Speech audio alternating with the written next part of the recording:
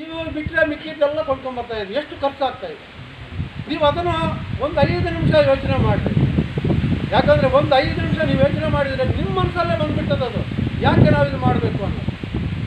ನಾವು ತಿನ್ನೋದಕ್ಕೆ ಮೊದಲು ಬೆಳ್ಕೋಣ. ನಾವು ದೇಶ ಉದ್ಧಾರ ಮಾಡೋದು ಆಮೇಲೆ ನೋಡೋಣ. ಮೊದಲು ನಾವು ಬದುಕೋಣ, ಆಮೇಲೆ ನಮ್ಮ ಮನೆಯವ್ರನ್ನ ಬದುಕೋಣ, ನಮ್ಮ ಮಕ್ಕಳಿಗೆ ಒಳ್ಳೆಯ ಭೂಮಿ ಕೊಡೋಣ, ಅವ್ರು ಬದುಕೋಕ್ಕೆ ದಾರಿ ಕೊಡೋಣ. ಈಗ ನಾವು ಭೂಮಿನ ಹಾಳು ಮಾಡಿಬಿಟ್ಟಿದ್ದೀವಿ. 90% ಹಾಳಾಗೋಗಿದೆ. ಈಗ 30% ಮಾತ್ರ ಭೂಮಿ ಮಿಕ್ಕಿದೆ. ಅದನ್ನು ನಾವು ಹಾಳು ಮಾಡೋಕ್ಕೆ ನಿಂತ್ಕೊಂಡ್ಬಿಟ್ರೆ ಇನ್ನೊಂದು 5-6 ವರ್ಷ ಹಿಂಗೆ ಮಾಡಿದರೆ ಪಂಜಾಬ್ ಥರ ನಾವು ಆಗ್ತೀವಿ.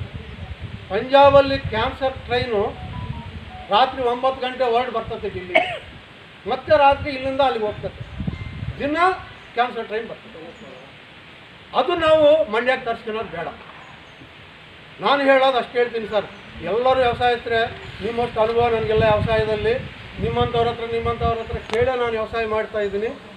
ಆದರೆ ನಿಮ್ಮ ಮುಂದೆ ನಿಂತ್ಕೊಳ್ಳೋ ಯೋಗ್ಯತೆ ನನಗಿಲ್ಲ.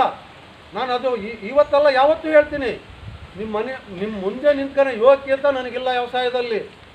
ಆದರೆ ನಾನು ಮಾಡಿರೋ ಪದ್ಧತಿ ನೋಡಿ 1-2 ಮಾತು ಹೇಳಿ ಅಂತ ಕರೆದಿದ್ದಾರೆ ಬಿಟ್ಟರೆ ನಾನು ಆ್ಯಕ್ಚುಲಿ ನಾನು ನಿಮ್ಮ ಮುಂದೆ ಕುಂತ್ಕೊಳ್ಳೋ ಅಷ್ಟು ಯೋಗ್ಯತೆ ನನಗಿಲ್ಲ. ಅದು ನೀವು ಒಂದು 5 ನಿಮಿಷ ನೀವು ನಿಮ್ಮ ಮನೆಯಿಂದ ಯೋಚನೆ ಮಾಡಿರಿ. ಈಗ ಎಲ್ಲರ ಮನೆಯಲ್ಲೇ ಪೇಷಂಟ್ ಹಾಸ್ಪಿಟ್ಲಿಗೆ ಹೋಗ್ತಾಯಿದೆ.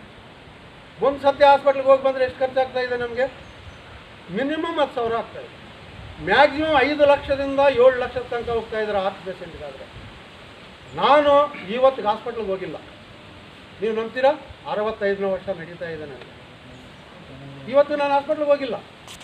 ಕಾರಣ ಏನಂದರೆ